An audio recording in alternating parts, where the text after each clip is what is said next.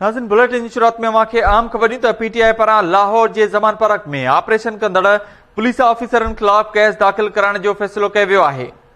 अवांखे update कयूं त अदालती हुकुमनि खे हवा में उॾाइण माफ़ी जोॻो अमल न आहे। फवाद चौधरी ट्वीट में ॼाणायो आहे।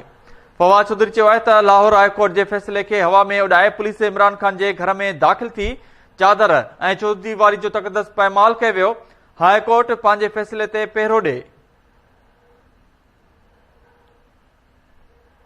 अवांखे अपडेट कयूं त पीटीआई पारां लाहौर जे ज़मान पार्क में ऑपरेशन कंदड़ पुलिस ऑफिसरनि ख़िलाफ़ केस दाख़िल कराइण जो फ़ैसिलो करे वरितो आहे।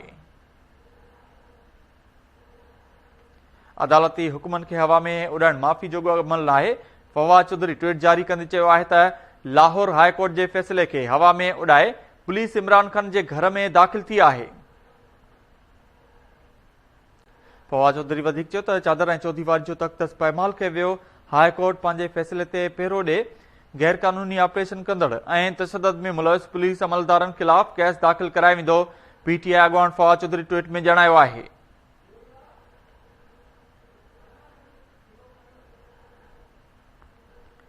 पीटीआई पारां लाहौर जे ज़मान पार्क में ऑपरेशन कंदड़ पुलिस ऑफिसरनि ख़िलाफ़ केस दाख़िल कराइण जो फ़ैसिलो कयो वियो आहे।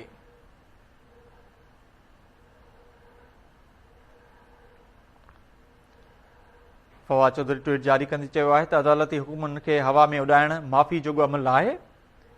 लाहौर हाई कोर्ट जे फ़ैसिले खे हवा में उॾाए पुलिस इमरान ख़ान जे घर में दाख़िल थी।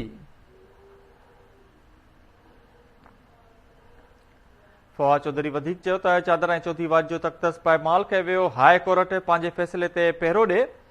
गैर कानूनी ऑपरेशन कंदड़ ऐं तशदद में मुलविस पुलिस अमलदारनि ख़िलाफ़ केस दाख़िल करायो वेंदो। फवाद चौधरी पारां ॼाणायो वियो आहे।